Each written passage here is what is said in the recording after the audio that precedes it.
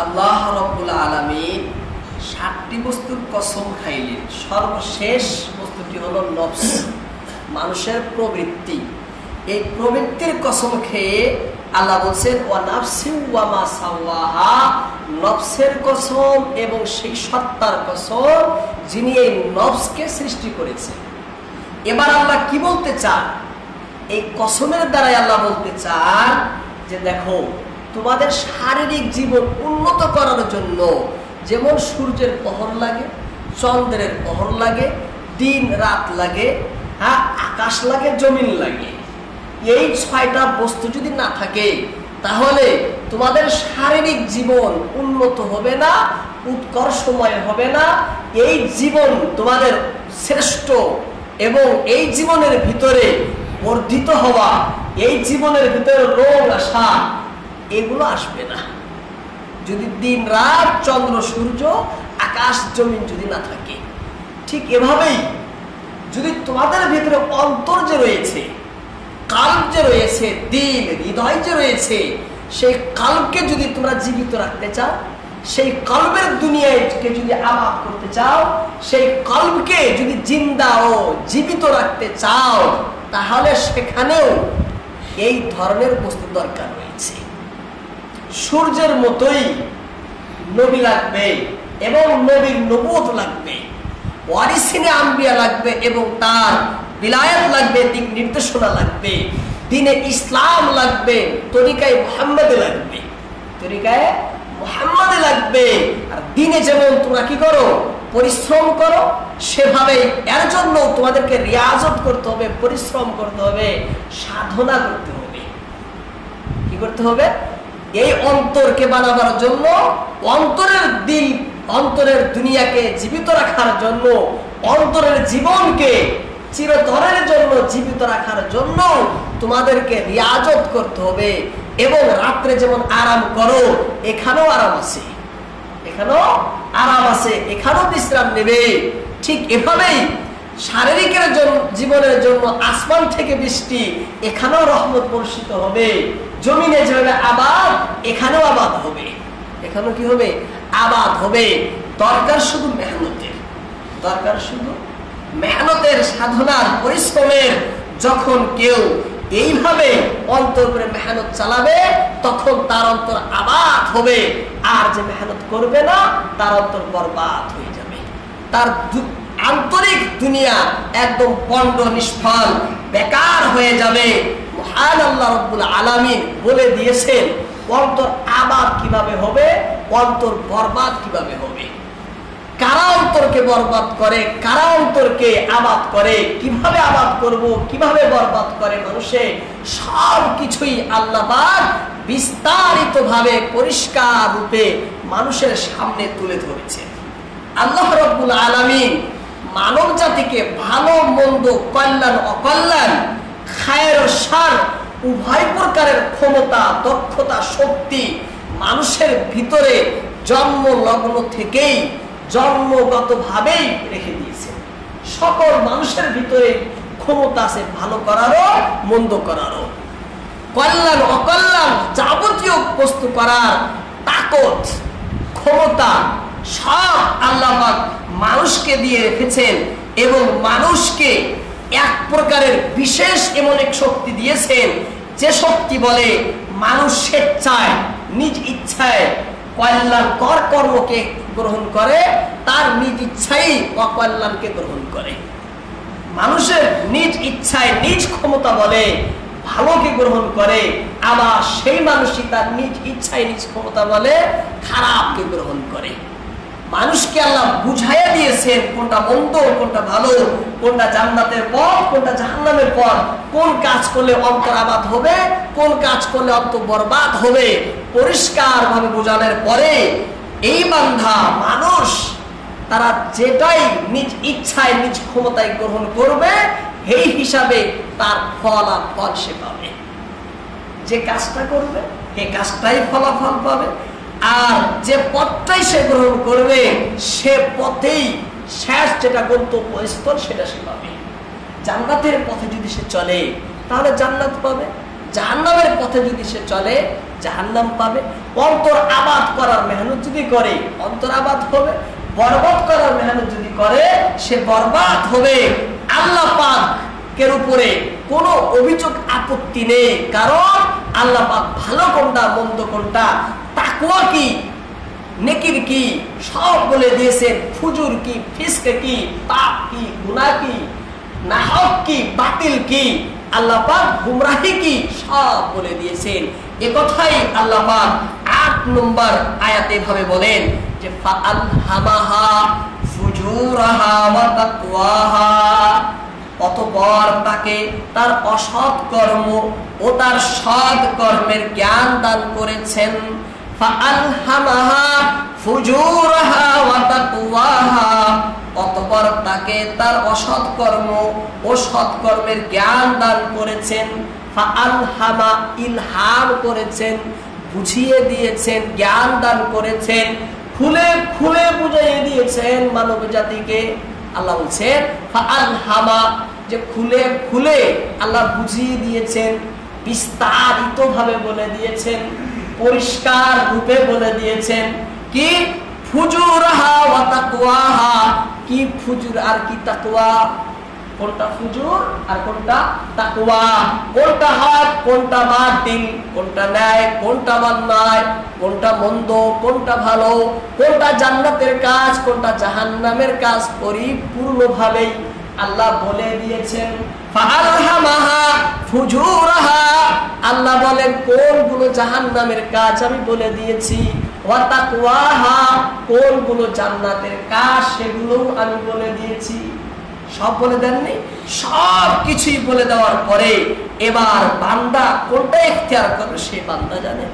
তাফসীর ইবনে কাসিরে আল্লামা ইবনে কাসির রাহমাতুল্লাহ আলাইহি ইবনে আব্বাস রাদিয়াল্লাহু তাআলা আনহুমার রেফারেন্স দিয়ে তিনি বলেন যে এখানে তাফসীর হলো বাইজানা লাহাল খায়রা ওয়া শাররা। আল্লাহ বলছেন এখানে বাইজানা, আমি একদম খুলে খুলে বিস্তারিত ভাবে বয়ান করে দিয়েছি। খাইরা ওয়া শাররা, কোনটা খাইর কোনটা শার, কোনটা ভালো কোনটা মন্দ, কোনটা কল্যাণ কোনটা অকল্যাণ, পরিষ্কার ভাবে আল্লাহ বলে দিয়েছেন। এবার আল্লাহর উপরে কোনো আপত্তি নেই, কোনো অভিযোগ নেই। এবার কেউ জান্নাতের কাজ করে জান্নাতে যাবে, কেউ জাহান্নামের কাজ করে জাহান্নামে যাবে। ইচ্ছা শক্তি করার শক্তি আল্লাহ দিয়ে রেখেছেন। এবার বান্দা যেটা চাইবে আল্লাহ সেটাই তাকে ইখতিয়ার করার জন্য সুযোগ দিয়ে দিবে। আল্লাহ পরিষ্কার ভাবে বলে দিয়েছেন। এখন সবার নিজ নিজ চয়েস, নিজ নিজ পছন্দ, কেনা কোন রাস্তা অবলম্বন করে কোনটা সে নেয় না, মানুষের ইচ্ছা। আল্লাহ পাক পরিষ্কার ভাবে সব কিছু বলে দিয়েছেন। যদি এবার আমি সত্যকে গ্রহণ করি, সত্যকে গ্রহণ করি এবং সত্যকে আমার অন্তরে স্থান দেই, তাহলে আমার জীবন আন্তরিক জীবন আবাদ হবে। আর যদি আমার অন্তরে আমি মিথ্যাকে, ভণ্ডকে, গুমরাহিকে আমি আশ্রয় দেই, স্থান দেই, তাহলে আমার অন্তর বরবাদ হবে। এ কথাই আল্লাহ পাক বলছেন। দেখো, কদ আফলাহা মান যাক্কাহা ওয়া কদ খাবা মান দাসসাহা। কদ আফলাহা, কামিয়াব হয়ে গেছে, সে পাশ করে ফেলেছে। এখন কিয়ামতই হয়নি, কিয়ামত হয়েছে, বিচারই হয়নি। আল্লাহ কি বলছেন? কদ আফলাহা, অতীতকালের ক্রিয়া আল্লাহ এখানে ব্যবহার করেছেন। কদ আফলাহা, আর কদ শব্দটা নিশ্চিত অর্থ বোঝাবার জন্য ব্যবহার হয়। কদ অবশ্যই, অবশ্যই, নিঃসন্দেহে। আফলাহা, কামিয়াব হয়েই গেছে, সে পাশ হয়েই গেছে। কারা? মান, ওই ব্যক্তি, যাক্কাহা, যে তার অন্তরকে পরিষ্কার করে নিয়েছে, যে তার নফসকে তাজকিয়া করে নিয়েছে। ওয়া কদ খাবা, এবং অবশ্যই অবশ্যই খাবা, নিষ্ফল হয়ে গেছে, ব্যর্থ হয়েছে। কে? মান, যে ব্যক্তি দাসসাহা, তার এই অন্তরকে ঠাসিয়ে দিয়েছে, যে ব্যক্তি তার অন্তরকে ধ্বংস করে ফেলেছে, সে নাকাম হয়ে গেছে। কে বলছেন? আল্লাহ নিজে বলছেন কিয়ামত হয় নাই, বিচারও হয় নাই, তার আগে আল্লাহ বললেন যে সে পাশ হয়ে গেছে। এভাবে কেন বলছেন? তাফসীরে লেখেন নিশ্চিত বোঝাবার জন্য। যে অবশ্যই অবশ্যই সে আখিরাতে পাশ হবেই হবে, তার পাশের ভিতরে, তার কামিয়াবির মধ্যে, তার সফল কামের মধ্যে বিন্দু বিসর্গ সন্দেহের অবকাশ নেই। নিশ্চিত রূপে সে পাশ হবেই হবে। এই কথা বোঝাবার জন্য আল্লাহ পাক বলছেন যে সে পাশ হয়ে গেছে। আমাদের ভাষায় তো ব্যবহার হয় না? কোনো বড় কোনো মানুষের কাছে জটিল কোনো কাজ নিয়ে গেলে কি বলে? যে আপনি যান, চিন্তা করেন আপনার কাজ হয়ে গেছে। বলে না মানুষে? আপনি যান, আপনার কাজ হয়ে গেছে, তার মানে হবে, অবশ্যই হবে। সেভাবে আল্লাহ বলছেন কদ আফলাহা মান যাক্কাহা ওয়া কদ খাবা মান দাসসাহা। সেই ব্যক্তি সফল কাম হবে যে নিজ আত্মাকে পরিশুদ্ধ করবে। ওয়া কদ খাবা মান দাসসাহা। আর সেই ব্যক্তি ব্যর্থ কাম হবে যে নিজ আত্মাকে পাপের মতো ধসিয়ে দেবে। কদ আফলাহা মান যাক্কাহা ওয়া কদ খাবা মান দাসসাহা। সেই ব্যক্তি কামিয়াব হয়ে গেছে যে নিজের নফসকে শুদ্ধ করে নিয়েছে, এবং সেই ব্যক্তি নাকাম হয়ে গেছে যে তার নিজের নফসকে পাপের পঙ্কিলে নিমজ্জিত করে ফেলেছে। কদ আফলাহা মান যাক্কাহা। সেই ব্যক্তি কামিয়াব যে নিজের নফসকে শুদ্ধ করে। ওয়া কদ খাবা মান দাসসাহা। সেই ব্যক্তি নাকাম যে নিজের নফসকে পাপের মধ্যে নিমজ্জিত করে। কে বলছেন? আল্লাহ পাক। তাহলে এই অন্তরের উপরে মেহনত দরকার আছে না? তাফসীরে সাদিতে আল্লামা সাদি বলেন যে কদ আফলাহা মান যাক্কার অর্থ হলো তাহারা নাফসাহু মিনাজ যুনুব। যে ব্যক্তি নিজের নফসকে পাপ থেকে মুক্তি করেছে, পাপ থেকে পরিষ্কার করেছে, সর্বপ্রকার পাপ থেকে তার অন্তর পরিষ্কার। ওয়া নাকাহা মিনাল উয়ুব। এবং সকল প্রকার ত্রুটি থেকে তার অন্তরকে মুক্ত রেখেছে। সকল প্রকারের ত্রুটি বিচ্যুতি থেকেও তার অন্তরকে মুক্ত রেখেছে। ওয়ারাকাহা বিতাআতিল্লাহ। এবং যে আল্লাহর আনুগত্যে তার অন্তরকে প্রশান্ত করে রেখেছে। আল্লাহর আনুগত্যে, আল্লাহর অনুসরণে তার অন্তরকে শান্ত করে রেখেছে। ওয়ালাহা বিল ইলমিন নাফি'i ওয়া আমালিস সালিহ। এবং যে ব্যক্তি ইলমে নাফে ও নেক আমল দ্বারায় তার অন্তরকে উন্নত করে রেখেছে। কি করে রেখেছে? উন্নত করে রেখেছে। সেই ব্যক্তি মান যাক্কাহা, তার অন্তরকে তাজকিয়া করে রেখেছে। সেই ব্যক্তি তার অন্তরকে পরিষ্কার করেছে। ওয়াকাদ খাবা। এবং সেই ব্যক্তি নাকাম, ফেল। সেই ব্যক্তির দুনিয়া এবং আখিরাত উভয় জগৎ বরবাদ। মান দাসসাহা। যে ব্যক্তি তার অন্তরের দুনিয়াকে বরবাদ করে ফেলেছে। তাহলে অন্তরটা, কালবটার ভিতরে মেহনত জরুরি। কলবটার ভিতরে মেহনত জরুরি। এখানে কি থাকে? কুফরি, শিরকি, বিদআতি, সগীরা, কবিরা, দুনিয়ার প্রেম, দুনিয়ার মোহ, দুনিয়ার মায়া, মমতা, ভালোবাসা, ধন সম্পদ, সন্তান সন্ততির প্রতি আসক্তি, এই সব কিছুই কোথায় থাকে? এই কলবে থাকে।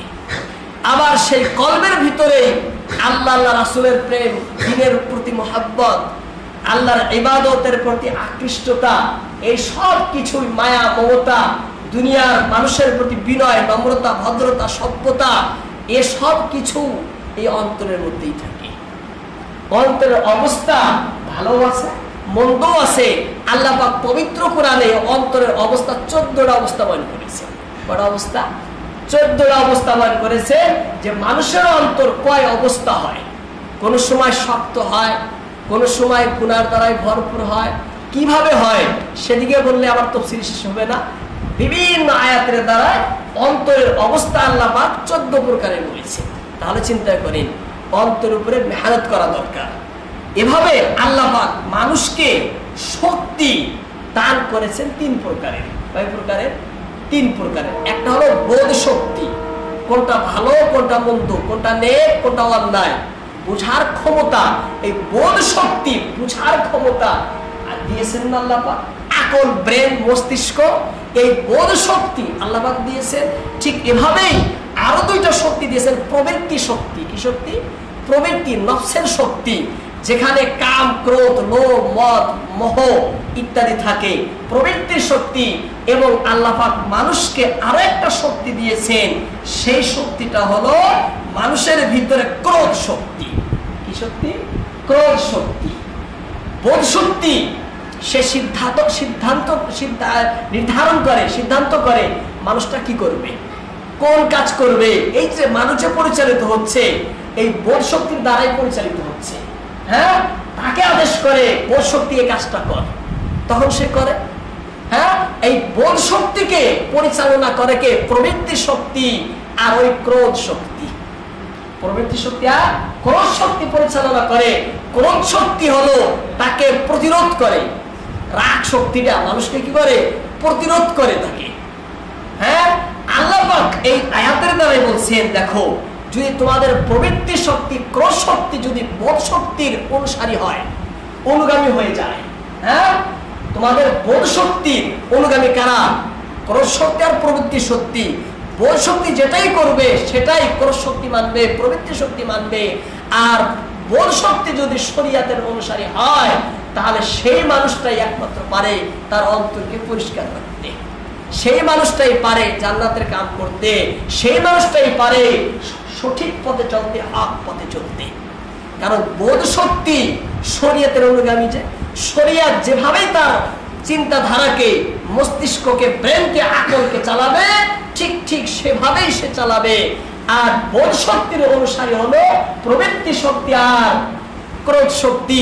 তখন সেই মানুষটা কঠিন কালেও বিভ্রান্ত হয় না, গুমরা হয় না, এবং তার অন্তর কুফর, শিরক ইত্যাদিতে ভরে যায় না।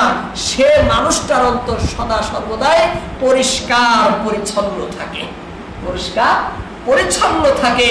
এবার যদি কেউ যদি চায় যে আমি অন্তরকে পরিষ্কার করব, তার প্রথম কাজ হলো তার বোধ শক্তিকে শরীয়তের তাবে করুক, আর বাকি দুই শক্তিকে তার বোধ শক্তি তাবে করুক, তখন এমনি তার অন্তর পরিষ্কার হয়ে যাবে।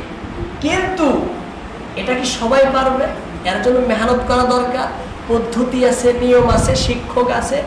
এই কাজটা যে শিক্ষকে করে, সেই শিক্ষককে ফার্সি ভাষায় পীর বলা হয়। ফার্সি ভাষায় কি বলে? পীর বলে, মাশাইখ বলে, আরবিতে শেখ, মাশাইখ বলে, ফার্সি ভাষায় পীর বলে। তারা কি করে? যে তাসাউফ, তাজকিয়া, ইহসান, ইখলাস, এর ভিতরে মেহনত হলো সেই মেহনতটাই, সেই মেহনতটাই হলো তাসাউফের মধ্যে, সেই মেহনতটাই হলো তাজকিয়ার মধ্যে। যখন সে তাজকিয়ার দ্বারায় তাজকিয়া করে, অন্তরকে পরিষ্কার পরিচ্ছন্ন করে, এর ভিতরে বিভিন্ন মাধ্যম আছে। একে আমাদের ভাষায় তরিকত বলে, তরিকত বলে না? তরিকত এটা হলো শরীয়ত, আর একটা হলো তরিকত। ওই তরিকত গ্রহণযোগ্য যে তরিকত শরীয়ত সম্মত, যে তরিকত শরীয়তে মানে সেই তরিকত মানে শুদ্ধ, আর যে তরিকতকে শরীয়ত মানে না সেই তরিকত নামের তরিকত, আসল তরিকত না। তরিকত হলো শরীয়তের অনুসারী। তাহলে এই যে তরিকতের ভিতরে আমাদের চারটা সিলসিলা, হ্যাঁ, কাদেরি, নকশবন্দি, সাহারওয়ার্দি, মুজাদ্দিদি, এই যে চারটা তরিকা, এদের চারজনের ধারণ ভিন্ন হতে পারে, কিন্তু লক্ষ্য সবারই একটাই, লক্ষ্য সবারই একটাই। কাদরিয়ার যে লক্ষ্য, চিশতিয়ার সেই লক্ষ্য, সাহারওয়ার্দের সেই লক্ষ্য, মুজাদ্দিদিয়ার সেই একই লক্ষ্য। তরিকা চারটা, তরিকা মানে সবার উদ্দেশ্য। আল্লাহ কোরআনে বলছেন, ফাজকুরুনি আযকুরুকুম, তোমরা আমাকে স্মরণ করো, আমি তোমাকে স্মরণ করব। আছে না কোরআনে? আমাকে তোমরা স্মরণ করো, আমি তোমাকে স্মরণ করব। অন্য জায়গায় বলছেন, আল্লাযীনা ইয়াযকুরুনাল্লাহা কিয়ামান ওয়া কুউদান ওয়া আলা জুনুবিহিম ওয়া ইয়াতাফাক্কারুনা ফি খালকিস সামাওয়াতি ওয়াল আরদ। জিকিরের কথা বলছি, বিভিন্ন আয়াতে জিকিরের কথা বলছে। এর উদ্দেশ্য কি? মানুষ যত সব সময় আল্লাহর কথা মনে করে, বিন্দু এক পলকের কারণে, এক মুহূর্তের কারণেও বান্দা যেন আল্লাহকে না ভুলে, এটা মূল উদ্দেশ্য। তার হাত, পা, চোখ, কান, অঙ্গ প্রত্যঙ্গ সব কিছুই যেন আল্লাহকে স্মরণ করে, বিন্দু বিসর্গ যেন সে আল্লাহ থেকে দূরে সরে না যায়। এটা হলো কোরআন হাদিসের মূল লক্ষ্য। এর মেহনতের দরকার। চিশতিয়া তরিকা এক মেহনত, কাদরিয়ার তরিকায় আর এক মেহনত, হ্যাঁ, বিভিন্ন তরিকায় বিভিন্ন মেহনত, কিন্তু লক্ষ্য সবারই একটাই, উদ্দেশ্য সবারই একটাই। যাই হোক, আল্লাহ বলছেন কদ আফলাহা মান যাক্কাহা ওয়া কদ খাবা মান দাসসাহা। অন্তর 60টা বস্তুর কসম খেয়ে এই একটা বস্তু আল্লাহ বুঝাইতে চান যে তোমাদের অন্তরকে পরিষ্কার করো। অন্তরকে কি করো? পরিষ্কার করো। অন্তর যদি পরিষ্কার হয় তাহলে সব ঠিক হবে, আর অন্তর যদি পরিষ্কার না হয় সব বরবাদ হবে। আর এই তাসাউফের মধ্যে খানকাহির লাইনের মেহনত হলো সেই তাজকিয়ার মেহনত। আল্লাহ রাসূল দুনিয়ার ভিতরে যত কাজ করার জন্য এসেছেন তার মধ্যে থেকে মুখ্য কাজ হলো তাজকিয়া। বিভিন্ন আয়াতের মধ্যে বলছেন যে রাসূল কেন আইছেন জগতে, ইয়াতলু আলাইহিম আয়াতিহি ওয়া ইউযাক্কিহিম ওয়া ইউআল্লিমুহুমুল কিতাবা ওয়াল হিকমা। 4টা কাম বয়ান করেছেন, তার মধ্যে 2 নম্বর কাম হলো ইউযাক্কিহিম, রাসূল মানুষের অন্তরকে পরিষ্কার করবেন। অন্তরকে পরিষ্কার করবেন। দেখুন আরবিতে 3টা শব্দ, তাজকিয়াতুন, তাহারাতুন, নাযাফাতুন। আরবি শব্দ 3টে। তাহারাতুন বলা হয় আপনি পেশাব করছেন, ওযু করলেন, পাক, নাপাকি থেকে পাক হওয়াকে বলে তাহারাত। আর অপরিষ্কার থেকে পরিষ্কার হওয়াকে বলে নাযাফাত। এই দুটো হলো শারীরিক পবিত্রতা। আপনার শরীরে ধুলা লাগছে, তাহলে আপনি ধুলাটা সাফ করেন, এর আরবি হলো নাযাফাত। আর আপনার শরীরে পায়খানা লাগছে, সেটা সাফ করেন, একে আরবিতে বলে তাহারাত। এটা হলো শারীরিক পবিত্রতা। ঠিক এভাবে অন্তর ময়লা হয়। অন্তর কি হয়? ময়লা হয়। অন্তর ময়লা হয় কুফর দিয়ে, শিরিক দিয়ে, সেখানে বিদআত দিয়ে, গুনাহে কবিরা, গুনাহে সগীরা, সৃষ্টির ভালোবাসা, সৃষ্টির প্রতি আকৃষ্টতা, এই সব কিছু দিয়েও অন্তর ময়লা হয়। অন্তরে জং ধরে, অন্তর কালিমা পড়ে, সেখানে মরিচা জমে, সেটা পরিষ্কার করার জন্য আসে তাজকিয়া। সেটা পরিষ্কার করার জন্য আরবি শব্দ হলো তাজকিয়া। আল্লাহ এখানে বলছেন মান যাক্কাহা, যে ব্যক্তি তার অন্তরকে পরিষ্কার করে। যে ব্যক্তি তার অন্তরকে পরিষ্কার করে, যখন অন্তর একদম পরিষ্কার হয় তখনই তার মধ্যে প্রবেশ করে তাজাল্লিয়াতে ইলাহি। তাজাল্লিয়ে ইলাহির নূর তখনই প্রবেশ করে, তখনই তার মধ্যে প্রবেশ করে আল্লাহর মারিফত। আর যখন কোন মানুষের অন্তরে তাজাল্লিয়ে ইলাহির নূর ও আল্লাহর মারিফত প্রবেশ করে, তখন সেই ব্যক্তি ধীরে ধীরে পূর্ণ হতে থাকে। তখন সেই ব্যক্তি ধীরে ধীরে পরিপূর্ণ হতে থাকে, পূর্ণাঙ্গতা অর্জন করে, উঠতে থাকে প্রেমের সর্বোচ্চ আসনে। প্রেমের সর্বোচ্চ স্থানে এসে ধীরে ধীরে উঠতে থাকে, অর্জন করতে থাকে সুবহানাল্লাহর গভীর নৈকট্য, সান্নিধ্য লাভ করতে থাকে, মহান আল্লাহর সুমধুর প্রেম, ভালোবাসা ধীরে ধীরে সে অর্জন করতে পারে এবং গড়ে উঠে তখনই মহান আল্লাহর সাথে গভীর এক সম্পর্ক। গভীর সম্পর্ক তখনই গড়ে ওঠে, এবং যেই সম্পর্কের নাম হলো বিলায়াত। সেই সম্পর্কের নামই হলো কি? বিলায়াত। ওই যে ওলি হওয়ার, যার বদলতে মানুষ ফানা ফিল্লার মাকাম অর্জন করে। কিসের মাকাম? ফানা ফিল্লার মাকাম অর্জন করে। এটা একমাত্র তখনই সম্ভব যখন তার অন্তর পরিষ্কার হয়। যতক্ষণ পর্যন্ত অন্তর পরিষ্কার হবে না, ততক্ষণ পর্যন্ত তাজাল্লিয়ে ইলাহি নূর, মারিফত এবং ফানা ফিল্লার মাকাম তার পশ্চিম কালেও অর্জন হবে না। যখন যার অর্জন হয়ে যায়, তখন সে মহান আল্লাহ প্রেম ছুরি দিয়ে সব সময় ছিন্ন ছিন্ন করে তার হৃদয়, এবং সে কেঁদে কেঁদে বলে, কি করে থাকিব আমি তোমাকে ছাড়িয়া, কলিজার মাঝে সদা লুকিয়েছি তাই, দিদারও দাও না তুমি নিকটে থাকিয়া, বিরহের জ্বালা বলো কেমনে সয়ে যায়, গভীর হৃদয়ে গভীর জলে গিয়াছে ভিজিয়া, হৃদয় গভীর জলে গিয়াছে ভিজিয়া, কেঁদে কেঁদে আয়ু কাটে তবু নাহি পায়, কেমনে দেখিব নূর নয়ন মেলিয়া, তোমার নূরে কোহে তুর পুরে হয় ছাই, দিদার না দিলে তুমি খেদ না করিয়া, নিরিবিলি তোমার শোনে কথা বলতে চাই, তোমার না পেলে হাই মরিব কাঁদিয়া, কথা বলো ওগো তুমি বলো কোথা যাই। তখন তার অবস্থা আন্তরিক দুনিয়ার পরিবর্তন হয়, পরিষ্কার লাগে। তখন যখন একজন মানুষ তার অন্তরকে একদম পরিষ্কার পরিচ্ছন্ন করে, যেখানে আর কোনো প্রকারের কুফরি, শিরকি, পাপ, অযথা প্রেম, মায়া, সৃষ্টির প্রতি আকৃষ্টতা ইত্যাদি থাকে না, তখন সেইজন মানুষ আল্লাহর ওলি হয়। সেইজন মানুষই আল্লাহ ওলি হয়, তাকেই বলে আল্লাহর প্রেমিক, তাকেই বলে আউলিয়া। তারা আল্লাহর প্রেমে, আল্লাহর ধ্যানে, আল্লাহর ইশকে তারা গভীর নিমগ্ন হয়ে থাকে।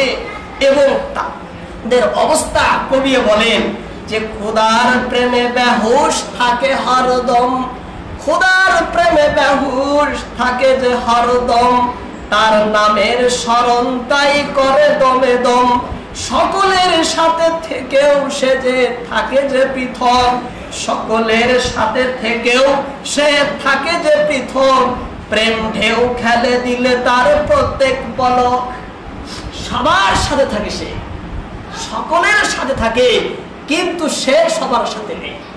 বুঝতে কঠিন হয়, সবার সাথে থাকে, আপনাদের সাথে উঠা বসা করবে, কিন্তু তার দেলের দুনিয়া আল্লাহর সাথে সব সময় জোড়া। এটা হলো তাদের পরিচয়, কারণ তাদের অন্তরে একদম পরিষ্কার, নির্মল, স্বচ্ছ, একদম পরিষ্কার, কারণ তারা মেহনত করেছে যে সেখানে। সেই জন্য বহুত কবিতা আছে, তারা কি বলে, মনে মনে তারা বলে, জান করেছি হায় তাহার নামে, কুরবান বিসর্জনে ধরা ধামে, ছিন্ন করেছি হায় তাহার নামে, হইয়া পাগল দিল খুদার প্রেমে, গাইয়াছি প্রেম গান তাহার নামে, বিরতিহীন অবিরাম দমে দমে, কাটিতেছে তাই প্রেম সরঞ্জামে, পড়েছি গো প্রেম মালা তাহার নামে, ঝরাইয়াছি প্রেম অশ্রু তাহার নামে, একা একা নিরিবিলি স্বজন মাকামে, উন্মাদ হয়েছি গো তার নামে, ভাবিনি গো কি হবে তার আঞ্জামে, চলতেছি পথে পথে তার নামে, মিলিব তার শোনে আশাই ধরা ধামে, হাই ফেরেশতার হাতে যান তার নামে, দিব তুলে জপে নাম দমে দমে। তাদের অবস্থা, তাদের কাইফিয়ত ভিন্ন রকমের হয়ে যায়। তারা দুনিয়ায়, তারা সকলের সাথে দুনিয়ায় থাকে, কিন্তু তাদের সম্পূর্ণ অবস্থা, দুনিয়ার আন্তরিক কায়া সম্পূর্ণ তাদের পাল্টে যায়। এর জন্য মেহনতের দরকার। কি দরকার? মেহনত, পরিশ্রম করতে হবে। এই পরিশ্রমের নামই হলো বিভিন্ন তাসাউফের ভিতরে, আপনি যদি কারো কাছে মুরিদ হন, আপনার যিনি পীর থাকবেন, তিনি কি করেন, বিভিন্ন রাস্তা, বিভিন্ন পদ্ধতি তিনি বাতায় দিবেন। তার মধ্যে সব থেকে বড় পদ্ধতি হলো জিকির। একটা বড় পদ্ধতি, একটা হলো জিকির। এই জিকির যদি কেউ করে, জিকিরের দ্বারাও অন্তরের কুফুর, শিরিকি, অন্তরের দুনিয়ার প্রেম, এ সব কিছু দূর হয়। অন্তর পরিষ্কারের একটা মাধ্যম হলো জিকির। আল্লাহ পাক সূরা যুখরুফে বলেন, ওয়া মাইয়াশু আন যিকরির রাহমান নুকাইয়িদ লাহু শাইতানা ফাহুয়া লাহু কারিন। যখন কোন মানুষ জিকির করে না, আল্লাহ বলছেন সেই মানুষের উপরে আমি শয়তান চাপাইয়া দিই। কি করে দেয়? শয়তান চাপাইয়া দেয়। ফাহুয়া লাহু কারিন, শয়তান তার বন্ধু হয়ে যায়, আল্লাহর বন্ধু থাকে না। সব সময় বিন্দু বিসর অল্প সময়ে যদি কেউ জিকির থেকে দূরে থাকে, আল্লাহর স্মরণ থেকে দূরে থাকে, তখনই তার উপরে শয়তান চেপে বসে, তখন তার উপরে শয়তান চেপে বসে। আল্লাহ বলেন যে নুকাইয়িদু শাইতানা, আমি তার উপরে শয়তান চাপিয়ে দেই। ফাহুয়া লাহু কারিন, সে ব্যক্তি শয়তানের বন্ধু হয়, আমার বন্ধু আর থাকে না। আল্লাহ নিজে বলছেন। সেই জন্য জিকির করা লাগে। আবু মুসা আশআরী, হাদিস বুখারী মুসলিমে রয়েছেন, তিনি বলেন যে মাসালুল্লাযী ইয়াযকুরু রাব্বাহু ওয়াল্লাযী লা ইয়াযকুরু রাব্বা মাসালুল হাজ্জি ওয়াল মাইয়িত। যে ব্যক্তি জিকির করে এবং যে করে না, তার উদাহরণ, যে করে সে হলো মৃত, যে করে সে হলো জীবিত, আর যে করে না সে হলো মৃত। বুখারীর হাদিস, মুসলিমের হাদিস। তাহলে জিকির করা দরকার। কবি বলেন, মিয়ানে আশিক ও মাশিক রমজেস কিরামান কাতিবিন রাহাম খবর নেস্ত। যখন জিকির করে আল্লাহ আর বান্দার সাথে একটা গভীর সম্পর্ক হয়, এমন সম্পর্ক হয় কবি বলে যে কিরামান কাতিবিন হাম খবর রেস্ট। ফার্সি কবি কিরামান কাতিবিনও সে খবর জানে না। কিন্তু মানুষের অন্তর কি হয়, মরিচা জমে, কলব শক্ত হয়ে যায়। তখন কি হয়, শক্ত হয়। আল্লাহ তাআলা বহুত গুসায় বলছেন সুম্মা কাসাত কুলুবুকুম মিন বাদি যালিকা ফায়াকাল হিজারাতি আও আশাদু কাসওয়া। আরে মানুষ, তোমাদের দিল এত শক্ত, এত শক্ত, পাথর থেকেও শক্ত। কি থেকে শক্ত? পাথর থেকেও শক্ত। কাল হিজারা আও আশাদু কাসওয়া, পাথরের মতো। বলছে না না, পাথর থেকেও তোমাদের দিল বেশি শক্ত। কেন? বলছে ওয়াহিন্না মিনাল হিজারাতি লামা ইয়াতাফাজ্জারু মিনহুল আনহার। কারণ পাথর তো আল্লাহর ভয়ে পাথর ফেটে ঝর্ণা বের হয়। আল্লাহর ভয়ে পাথর ফেটে ঝর্ণা বের হয়ে যায়। ওয়াইন্না মিনহা লামা ইয়াশাক্কাকু ফায়াখরুজু মিনহুল মা ওয়াইন্না মিনহা লামা ইয়াহবিতু মিন খাশিয়াতিল্লাহ ওয়ামাল্লাহু বিগাফিলিন আম্মা তা'মালুন। বলছে আবার কিছু পাথর এমন আছে যে আল্লাহর ভয়ে থরথর করে কেঁপে তার ফেটে যায়। আল্লাহর ভয়ে মিন খাশিয়াতিল্লাহ, আল্লাহর ভয়ে পাথর ফেটে যায়। আল্লাহ বলছে মানুষ, তোমাদের দিল এত শক্ত, পাথর ফেটে যায় আর তোমাদের দিল এত শক্ত। সেই দিল নরম করার একটাই রাস্তা, জিকির। কি করতে হবে? জিকির। সেই জন্য তাসাউফের 6 তসবিহ 12 তসবিহ জিকির। আল্লাহ পাক আমাদের সবাইকে আমল করার এবং জিলকে জিন্দা করার তৌফিক দান করুন। ওয়া মা আলাইনা ইল্লাল বালাগ। আসসালামু আলাইকুম।